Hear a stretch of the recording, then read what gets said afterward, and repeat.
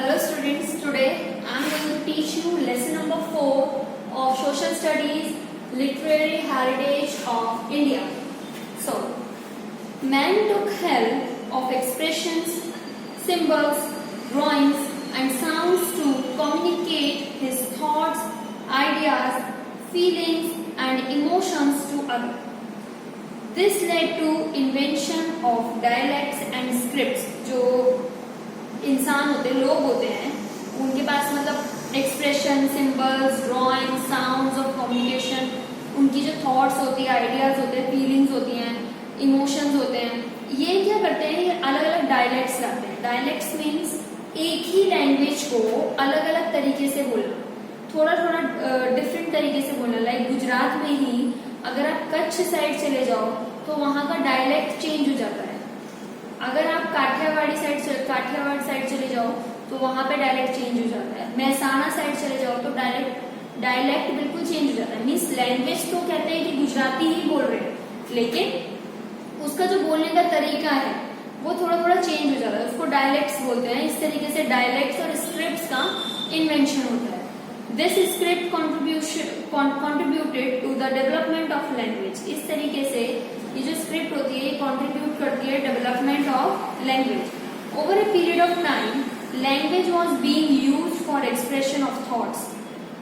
बहुत लंबे समय के बाद जो लैंग्वेज है वो यूज की जाती है अपने एक्सप्रेशन ऑफ थॉट्स, जो अपनी विचार है उसको रखने के. The constructive use of language led to creation of literature. जो ये कंस्ट्रक्टिव यूज ऑफ लैंग्वेज है ये क्रिएशन है literature. From ancient time Indian literature is known for its diversity and uniqueness. पुराने ही समय से जो इंडियन लिटरेचर है वो जाना जाता है डाइवर्सिटी और यूनिकनेस से. Indian scholars divided ancient literature into वैदिक एंड क्लासिकल लिटरेचर. जो इंडियन स्कॉलर्स हैं वो डिवाइड है एंशिएंट लिटरेचर, वैदिक और क्लासिकल लिटरेचर में वो डिवाइडेड है. मीन्स एंशिएंट लिटरेचर में. Besides this some folk literature was also popular. इसके अलावा कुछ फोक लिटरेचर है जो भी पॉपुलर है. Language and literature. If we quickly look at the history we can see an emergence of variety of languages since centuries. अगर हम history में देखें तो क्विक लुक ले, जल्दी से देखें, मतलब ऊपर अगर देखा जाए तो हम देख सकते हैं कि emergence of variety of languages, कि कितनी सारी बहुत सेंचुरी से ही अलग अलग लैंग्वेजेस को इमर्ज किया गया है. These languages influenced one another and it resulted in development of literature. ये जो लैंग्वेजेस हैं ये इन्फ्लुएंस करती है, प्रभावित करती है एक दूसरे को, और रिजल्ट क्या रहता है in development of literature. As a result some new languages and literature have developed and flourished. Result क्या रहता है, कुछ नई लैंग्वेजेस और लिटरेचर जो है वो डेवलप होते हैं और फ्लरिश होते हैं. The best example of this is Sanskrit language. इसका सबसे बेस्ट एग्जाम्पल संस्कृत लैंग्वेज है. Sanskrit language is less in use in present time but religious ceremonies and worshipping rituals are dead in Sanskrit language. Sanskrit language आज के समय में बहुत कम यूज की जाती है रिलीजियस सेरेमनीज में, वर्शिपिंग में, लेकिन वर्शिपिंग रिचुअल्स लाइक हम पूजा पाठ करते हैं, रिलीजियस सेरेमनी, शादी हो गया या किसी की डेथ हो गई तो वो हमेशा सारा संस्कृत लैंग्वेज में ही उसकी पूजा विधि विधान किया जाता है. Generally language provides opportunity for the humans for better expression and understanding. Generally language क्या प्रोवाइड करती है, अपॉर्चुनिटी देती है फॉर द ह्यूमंस को फॉर बेटर एक्सप्रेशन, ताकि वो अच्छे से समझ सके और अपने आइडियाज को एक्सप्रेस कर सके. India's most ancient script is that of Harappan civilization, which has not been deciphered, and so we have not obtained much information about their language. India का जो सबसे पुराना स्क्रिप्ट है हड़प्पन सिविलाइजेशन का है, जो हमें अभी नहीं देखने को मिलता है, जिसकी वजह से उसकी इंफॉर्मेशन या लैंग्वेज हमें कम पता है, नहीं पता है। Maharshi Panini was a great Sanskrit grammarian, ये ग्रेट संस्कृत ग्रामरियन थे, मीन संस्कृत पढ़ाने वाले, उसकी ग्रामर को जानने वाले। The most important book of this time is Maharshi पाणिनि's Ashtadhyayi, which is a noteworthy book of Sanskrit grammar of 4th century, जो कि संस्कृत ग्रामर की 4th century की सबसे अच्छी बुक में देखा जाता है। Sanskrit is considered the language of Aryans, language of sages और language of scholars। संस्कृत जो है उसको कंसीडर किया जाता है आर्यंस की लैंग्वेज में, कि ये आर्यंस की लैंग्वेज थी। सेजेस यानी संत महात्मा जो होते हैं उनकी लैंग्वेज, और स्कॉलर्स जो बहुत बुद्धिमान लोग होते हैं उनकी language. It has been accepted by all at the international level that Sanskrit is the best language for the computer use. ये एक्सेप्ट किया गया है इंटरनेशनल लेवल पे, सबसे मतलब ये एक्सेप्ट किया गया है कि संस्कृत जो है वो कंप्यूटर यूज के लिए, कंप्यूटर लैंग्वेज में सबसे बेस्ट जो है वो संस्कृत लैंग्वेज है। Sanskrit was a cheap language for knowledge, science, religion and philosophy. Ancient Indian literature, Vedas, Veda means knowledge, they are 4। Veda means important है,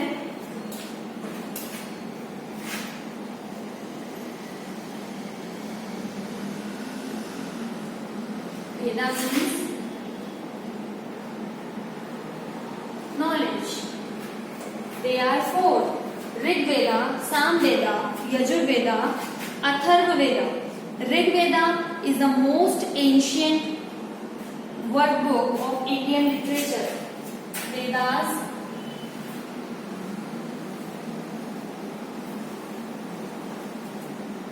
Rig Veda,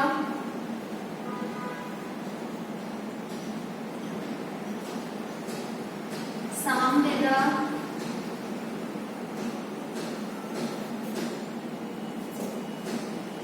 Yajurveda,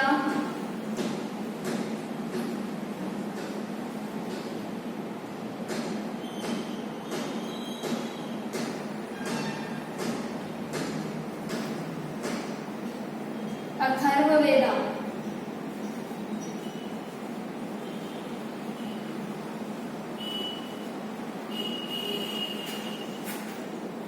Rig Veda. Rig Veda is the most ancient workbook of Indian literature. Indian literature की सबसे पुरानी book है ऋग वेदा। It consists of 1028 verses. It is a wonderful work divided into 10 divisions. 10 भागों में wonderful work को divide किया गया है। Most of the verses are prayers of God. ज्यादातर verses जो है वो prayer of God है। श्लोक, They were used during the yajnas, जो जब यज्ञ करते हैं, यज्ञ करते हैं, तो उस टाइम पे सबसे ज्यादा ये verses यानी श्लोक यूज किए जाते हैं ऋग वेदा में। Among the verses, those worshipping Usha, the goddess of dawn, are fascinating. This work describes political, social and religious matters of Aryans who were residing in the region of सप्त सिंधु। ये जो work है ये describe करता है political, social और religious matter को Aryans के, जो कि किस रीजन में रहते थे, सप्त सिंधु के साथ। नेक्स्ट इज साम वेदा। साम वेदा, 3 other Vedas were also composed after Rig वेदा। ऋग वेदा के बाद 3 और वेदास कंपोज किए गए हैं। आउट ऑफ देम साम वेदा was composed to focus on the process of recitation of verses। जो साम वेदा है वो कंपोज किया जाता था किस चीज के लिए, कि फोकस किया जाए प्रोसेस ऑफ रेसिटेशन, यानी बार बार जो वर्सेस हैं, जो श्लोक है उनको रिसाइट यानी बोले जाए या दोहराए जाए या रटे जाए। Hence it is known as the Gangotri of music। Yajurveda, it is called a Veda of yajnas. यज्ञ का जो वेद है उसको यजुर्वेदा बोलते हैं। It is composed in both the forms prose and verse. This describes the hymns recited at the time of yajnas. यज्ञ के टाइम पे जो हाइम्स बोले जाते हैं, मंत्र बोले जाते हैं, उसमें इसको डिस्क्राइब किया जाता है। The religious practices and rituals में इसका use. Atharvaveda. Atharvaveda describes various types of rituals and संस्कार। अथर्ववेद में बहुत तरह के रिचुअल्स है और संस्कार है। Next is Upanishad. The Upanishadic literature gives us a vivid description and analysis of the beginning of the universe, the mysteries of life and death, materialistic and spiritual world, etc. Brihadaranya and Chandogya are the earliest of Upanishad in the dialogue form. Upanishad literature जो है वो अलग अलग description देता है और analysis करता है कि यूनिवर्स यानी संसार की उत्पत्ति कैसे हुई। जन्म मिस्ट्री बताता है जन्म की और मृत्यु की। और उपनिषद के डायलॉग, ये पूरा डायलॉग फॉर्म में है। They are 108 in all as mentioned in Muktika Upanishad. मुक्तिको उपनिषद में लिखा हुआ है। ये टोटल उपनिषद होते हैं 108। वेदास होते हैं 4, उपनिषद होते हैं 108। Brahmanical literature. Many Brahmanical epics were composed to understand the meaning of Vedic literature. ये वैदिक लिटरेचर के मीनिंग को समझने के लिए होता है। Any critical appreciation based on Vedas composed in the poetic form are included in Brahmanical literature. कुछ भी जो क्रिटिकल अप्रिसिएशन है, चाहे वो वेदास पे बेस्ड है, पोएटिक फॉर्म में कंपोज किया गया है। Vedic literature and directive principles regarding behaviour have been explained broadly. इसमें वैदिक लिटरेचर को और जो डायरेक्टिव प्रिंसिपल्स हैं उसके रिगार्डिंग जो बिहेवियर होता है, किस तरीके से हमें बिहेव करना चाहिए, वो सब इसमें ब्रॉडली एक्सप्लेन किया हुआ है। अरण्यकाश। आर्यंस यूज करते थे to spend their last phase of life in Aranyakas. जो इसमें आर्यंस जब अपनी मृत्यु को मतलब जब बूढ़े हो जाते थे या फिर उनको लगता था कि डेथ आने वाली है, तो अपना ज्यादातर समय इसमें व्यतीत करते थे। Making their ashrams in Aranyakas, forest में इसके आश्रम बनाते थे। They compose literature based on philosophy which was a result of their deep thinking. This is known as Aranyakas. Vedangas. The Vedangas literature deals with the religious practices and rituals, grammar, astrology and astronomy. Astronomy, astrology, grammar, rituals, religious practices के लिए वेदांगास use होते हैं, वेदांगास literature use होते हैं। The Ramayana and the Mahabharata are the two great Indian epics. Ramayan और महाभारत दो Indian great epics हैं। The present form of these epics can be traced back to the 2nd century.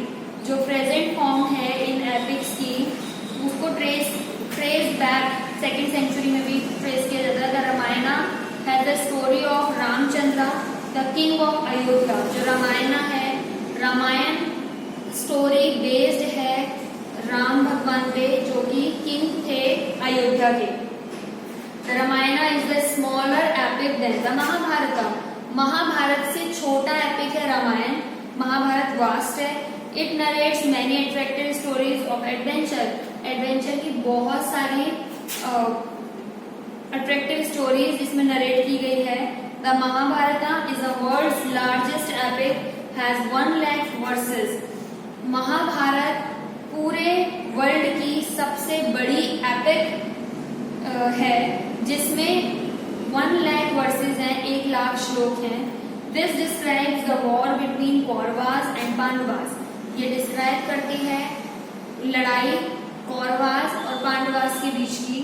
Besides it also consist of numerous stories. इसके साथ साथ इसमें और भी stories add है, मीन्स आती है। The Bhagavad Gita a part of Mahabharata, expounds the deep philosophical principles. Bhagavad Gita जो कि महाभारत का एक पार्ट है, it conveys the message of achieving moksha और salvation thought, ज्ञान, कर्म and भक्ति. ये कन्वे करती है, भगवद गीता कन्वे करती है मैसेज कि किस तरीके से मोक्ष प्राप्त किया जा सकता है, अचीविंग मोक्ष एंड salvation through ज्ञान, कर्म, भक्ति. Both the epics, the Ramayana and the Mahabharata, have been influencing millions of Indian and the literature for a long time. जो दोनों epics हैं, रामायण और महाभारता, वो influence करती है millions of Indians को. जो the literature for a long time, they have implanted motivational seeds of sanskars in the Indians में जो motivational संस्कार के जो seed डालती है वो रामायण और Mahabharat. During this period of Sanskrit literature was produced, इस time period में संस्कृत literature produce हुई थी, which contained a good combination of religious and worldly aspect of life. ये जो है कॉम्बिनेशन है, संस्कृत जो लिटरेचर है वो कॉम्बिनेशन है रिलीजियस और वर्ल्डली एस्पेक्ट्स ऑफ लाइफ के. The Puranas played an important role in explaining initial वैदिक रिलीजन ऑफ अर्लियर टाइम. जो पुराणास है मतलब पुराण है वो भी इम्पोर्टेंट रोल प्ले करते हैं वैदिक रिलीजन के, वैदिक रिलीजन अर्ली इनिशियल वैदिक religion of earlier time. During this period, many scriptures and smriti granthas were composed. इस दौरान बहुत सारे स्क्रिप्चर्स और स्मृति ग्रंथ जो है वो कंपोज किए गए. These scriptures dealt with science and philosophy. ये जो स्क्रिप्चर्स हैं ये डील करते हैं साइंस और फिलोसफी से. For example, Kautilya's Arthashastra is a book of management as well as books on various topics such as arts, mathematics and other sciences. जो कौटिल्य की अर्थशास्त्र जो बुक है वो मैनेजमेंट भी सिखाती है और साथ में और भी वेरियस टॉपिक्स को कवर करती है, जैसे आर्ट्स हो गए, मैथमेटिक्स हो गए और अदर साइंसेस हो गए.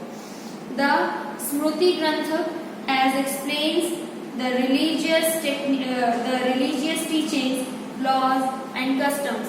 जो स्मृति ग्रंथ है वो एक्सप्लेन किया गया है रिलीजियस टीचिंग्स में, लॉज में और कस्टम्स में.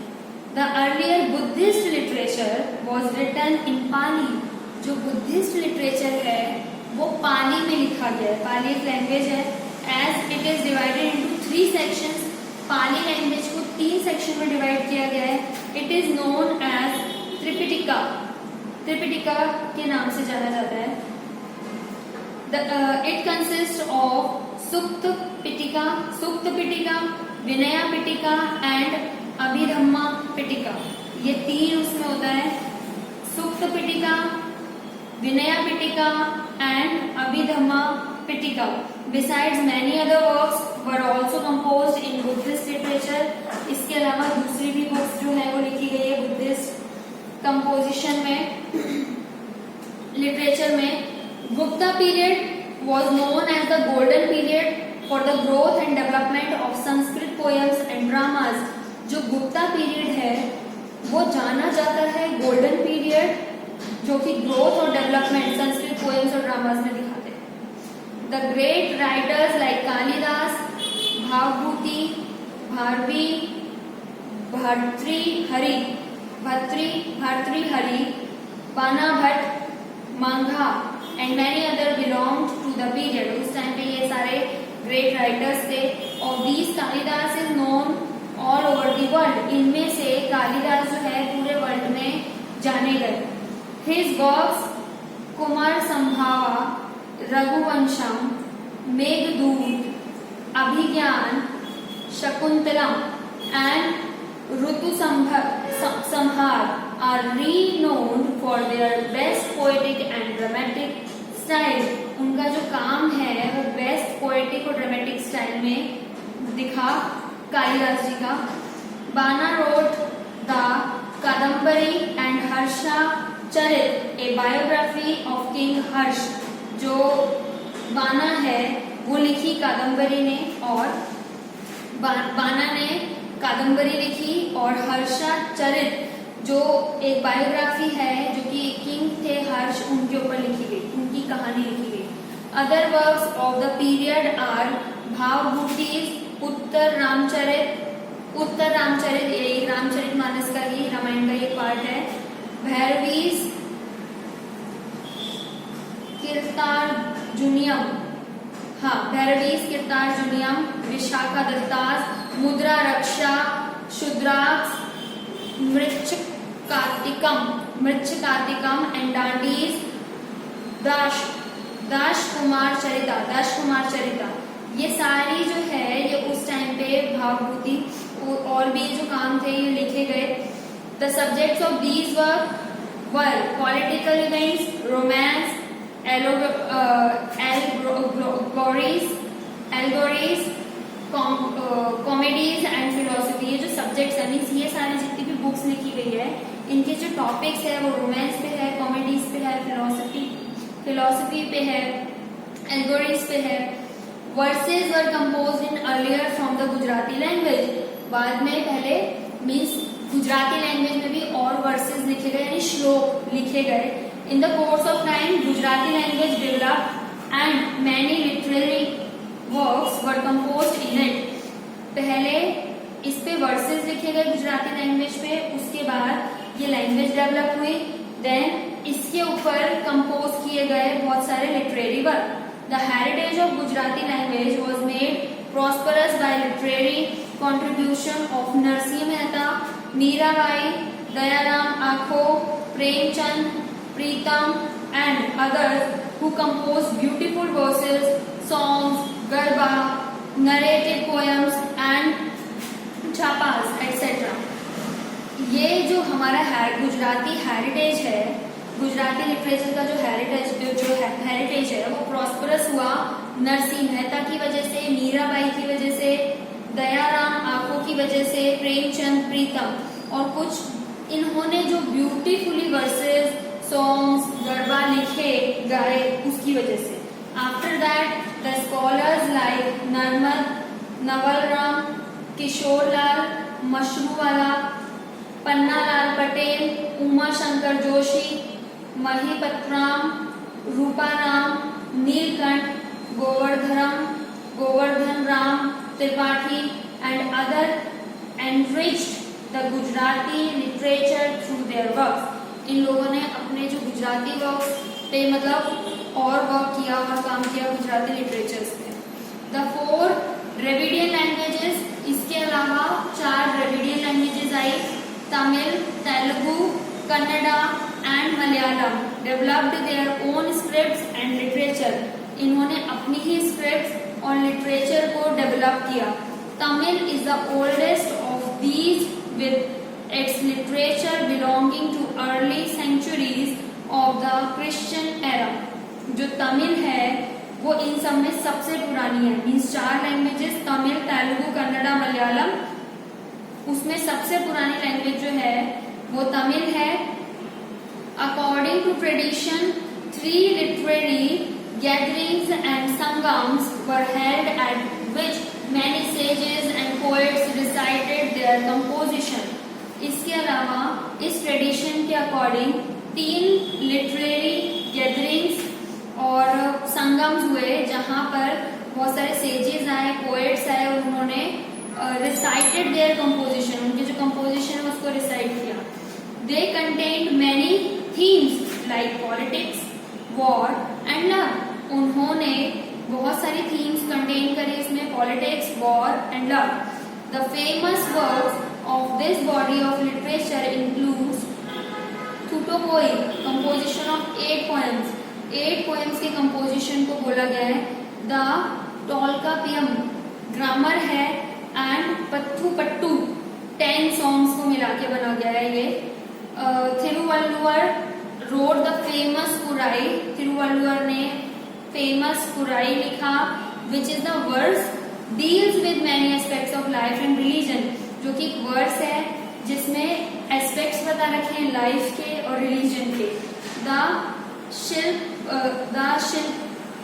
शिल्प पडिकरम and the Manimekalai are some of the famous works of early Tamil literature।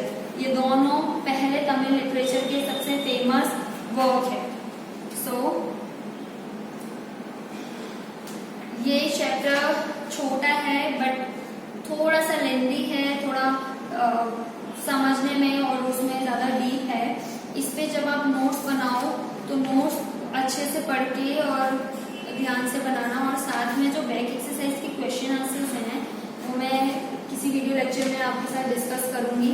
साथ में जितने अगर क्वेश्चन आंसर्स बैक एक्सरसाइज से कवर होते जा रहे हैं तो उसके आंसर्स आप अपनी क्लास वर्क की जो नोटबुक है उसमें नोट करते रहना, ठीक है। We will meet in next lecture with this chapter।